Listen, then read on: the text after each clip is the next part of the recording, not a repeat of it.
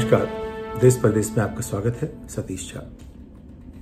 आज दिल्ली के पटियाला कोर्ट ने एक छोटा सा फैसला सुनाया जिसका बहुत बड़ा महत्व हो सकता है।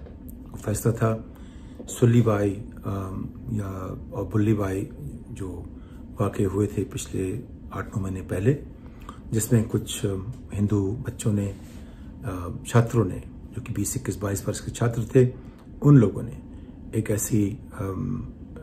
ऐसा प्लेटफॉर्म बनाया जिसपे मुसलमान महिलाओं को, समाज कार्यकर्ताओं को, समाज कर्मियों को,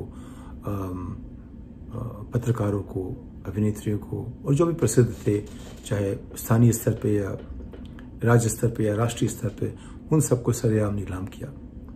जब उस पे शिकायत उठी, आवाज़ उठी, तो पुलिस ने कुछ लोगों को गिरफ्तार किया। उसमें आप देखें तो बंगलोर का हाथ था। ऐसे लोग थे जो टेक्नोलॉजी समझते हैं, ये लोग भारत का भविष्य थे। उनमें से मुश्किल ये हुई कि ये लोग एक जहरीली मानसिकता के शिकार हो गए थे। अब कचहरी ने, जो लोकल छोटे कोर्ट के जज ने फैसला दिया है, जो अपने आप में अजीब सा है, किसी भी तरह से देखें तो अजूबा है। वो कहते हैं कि इस ओंकारेश्वर ठाकुर ने पहली बार अपराध किया। पहली बार, इसकी उम्र बहुत कम है। दूसरी बात, ये इसकी जड़ें समाज में है तो भाग नहीं सकता। तीसरी बात, और इसके सामने बहुत लंबी उम्र है, ये उसके कल्याण के लिए ठीक नहीं। चौथी बात, और उनको आदेश दिया कि वो सीबीआई को अपना पूरी जानकारी देते रहें और सीबीआई से कहा उन पर नजर रखें। लेकिन अपने आप में भी सोचिए, एक तरफ तो आप एक व्यक्ति के साथ जिसको कहते हैं कि उसने अपराध किया है, इस तरह से पेश आ रहे हैं। उसी तरह दूसरी तरफ जो आप देखें, और दूसरे केस है Umar Khalid, PhD student JNU के। उन्होंने कहा कि नफरत को प्रेम से जीतो। उनको नहीं दी गई। सुधा भारद्वाज, जिनके माता और पिता दोनों ही अंतर्राष्ट्रीय ख्यात प्राप्त अर्थशास्त्री थे, उनका काफ़ी नाम था। कैम्ब्रिज में, स्टैनफोर्ड में, दुनिया भर उन्होंने ऐसा काम किया, और भारत में सब उनको मानते थे कि काफ़ी गंभीर और ऊंचे दर्जे के अर्थशास्त्री हैं। उनकी अकेलौती बच्ची को, जो अमेरिकन सिटीजन थी, वो छोड़ के उसने हिंदुस्तान की नागरिकता वापस ली और गांव में काम करती थी, जिसके पास तमाम साधन थे अपनी सुख सुविधा के, वो छोड़ के, क्योंकि उसको लगता था कि जो न्याय चाहिए वो न्याय देने कोई और रास्ता नहीं, इसके अलावा कि कुछ लोग जो समझते हैं इन बातों को, जिनमें क्षमता है, वो आगे आएँ और उनके साथ 2 कदम चलें, उनकी रक्षा करें। गौतम नवलखा, जो हमेशा वो भी संपत्ति में पैदा हुए थे, ठीक है, उन्होंने साथ दिया कि इनका जिन लोगों को ज़रूरत थी मदद की। एक समाज ऐसा हो जहाँ सब लोग बराबर हों, समाज ऐसा हो जो गरीबों की रक्षा की जाए, उनका समर्थन किया जाए, उनको योग्य बनाया जाए कि अपनी भी रक्षा कर सकें, और तब तक उनको समाज के जो इस तरह के समाज कर्मी हैं वो उनको मदद करें। स्टैन स्वामी और उनमें से इस तरह के लोग थे, और एक की तो जेल में ही मृत्यु हो गई, उनको बेल नहीं दिया गया। क्यों? उन्होंने कोई अपराध नहीं किया था, वो हिंसक भी नहीं है। इसके बावजूद उनको रखा गया क्योंकि उनकी जो विचारधारा है वो अलग है।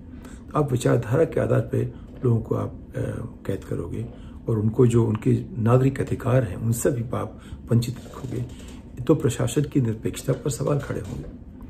और दूसरी तरफ आप देखिए, जो यति जिसने धर्म संसद की बात की ऋषिकेश में या उत्तराखंड में, हरिद्वार में, उन्होंने कहा कि एक समुदाय के 10 लाख लोगों को 100 हिंदू खत्म कर देंगे, नरसंहार की बात की, उनको आपने छोड़ दिया। और जिन्होंने किसानों पे गाड़ियां चला दी और 4-5 लोग मर गए, पत्रकार मरे, राजनीतिक कार्यकर्ता मरे, उनको आपने छोड़ दिया, उनको बेल दे दी। यानी कि उन सभी को बेल दी जा रही है जो एक खास धर्म समुदाय के हैं। उन सभी को बेल मना की जा रही है जो दूसरे धर्म समुदाय के हैं। इस पे निरपेक्षता फिर कहाँ रहेगी? ये मानता हूँ कि जो राजनीतिक हमारी लेजिस्लेचर है, वहाँ एक ऐसा बदलाव आ गया, वहाँ ऐसा रुझान है कि वो एक तरफ झुके।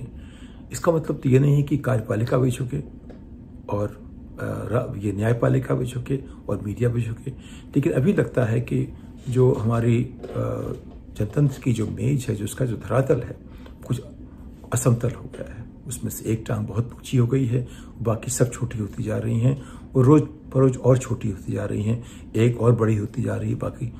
अगर ऐसा ही रहेगा तो वो जो असमतल माहौल है उसमें एक ऐसी ढलान आएगी कि उसमें ऊपर चढ़ने की गुंजाइश बहुत कम हो जाएगी और जो भी आएगा सब कुछ अवगति की तरफ बढ़ेगा।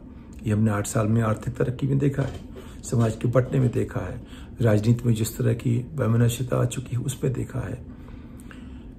बहुत चीज़ें हो रही हैं। नितिन गडकरी कभी कभार बोलते रहते हैं, वो अकेले नेता हैं भाजपा से जो अपने मन की बात कभी कह देते हैं, जो उनको ठीक लगता है कह देते हैं, क्योंकि किसी और को मन की बात कहने अधिकार नहीं है। सिर्फ गडकरी ही ऐसा साहस जुटा पाते हैं। उनने कहा एक अच्छा मजबूत विपक्ष चाहिए, वो इसलिए कि इस जो असमतल होते हुए जनतंत्र के धरातल को फिर से वापस किस तरह से संतुलित कर सके। तो अभी क्या हुआ है? अभी ये हुआ है कि जो बुल्ली बाई और सली वाले मामले में जो दूसरा अभियुक्त है नीरज बिश्नोई, उसको भी बेल दे दी गई है। सिर्फ एक ही की बात नहीं है और मुद्दे कुछ ऐसे ही हैं जैसे कि ओंकारेश्वर ठाकुर के मामले में हैं। तो ये ऐसी चीज़ें अपने आप हो जाती हैं, ऐसा मानना तो मुश्किल है। लगता है कि जैसे उसकी अगर आप जज की जो रिपोर्ट पढ़िए, लगता है वो ढूंढ रहे हैं कि कैसे इनको छोड़ा जाए। जज के पास हमेशा अधिकार होता है कि वो किसी को भी वो बेल दे सके। बेल ही जो हमारा मानक तो बेल होना चाहिए। किसी को जेल जब तक वो अभियुक्त साबित न हो जाए अभियुक्त, तब तक देने की कोई जरूरत नहीं। आप उसके लिए तहकीकात कीजिए, लेकिन ये जो प्रोसेस को ही प्रोसिक्यूशन कर देना, यानी कि किसी को भी कोई कितना भी निर्दोष हो, प्रोसेस को पनिशमेंट बना देना अपने आप में, जो प्रक्रिया हमारी है क्रिमिनल प्रोसीजर कोड, वही बन जाता है एक दंड अपने आप में। उससे हमें बचने के लिए क्या करना चाहिए, इस पर जो तमाम जो रिटायर्ड जो डीजी पुलिस वगैरह हैं, जो रिटायर्ड होम सेक्रेटरी वगैरह हैं, सबको अपना दिमाग लगा के तरीका निकालना चाहिए। पहली बात तो ये है कि हमारा आईपीसी जो है, हमारा इंडियन पिनल कोड नहीं है, वो कॉलोनियल पिनल कोड है, उसको आप सीपीसी कहिए। और सीआरपीसी जो क्रिमिनल प्रोसीजर कोड है, वो भी कॉलोनियल क्रिमिनल प्रोसीजर कोड है। बनाया गया था उन लोगों के लिए जो गुलाम थे, वो उनके लिए नहीं जो कि आज़ाद हैं। तो जब तक जो ये आईपीसी और सीआरपीसी अपनी जो आज की स्थिति में रहते हैं, तब तक हम ये नहीं कह सकते कि हम वाकई आज़ाद हुए हैं। ललित भाई ने कई बार कहा है कि हम अपने जनता को, लोगों को, हमको हम सशक्त करना चाहते हैं। उन्होंने शुरू में कहा था कि जैसे पहले लोग घूमना पड़ता था दस्तखत लेने के लिए तमाम अफसरों के पास, वो नहीं करेंगे। हम सबके दस्तखत को मान लेंगे, उनके एफिडेविट को मानेंगे कि वही सही है जब तक कि वो गलत साबित ना हो। वो तरीका था लोगों को सशक्त करने का, हमें बहुत अच्छा लगा था शुरू में। लेकिन उसका क्या हुआ? उस तरह से जो है, जो जेल और बेल की जो बात है, किसी को भी जेल नहीं होनी चाहिए जब तक कि ये साबित ना हो जाए कि उसने अपराध किया है, और तब तक जो नियंत्रण हो, जो ऐसे नियंत्रण जिनसे कि एक सीमा के अंदर वो रह सकें, कुछ जो रीजनेबल रिस्ट्रिक्शन कहलाते हैं, जो उचित ढंग के हो सकते हैं, वो आप रखिए।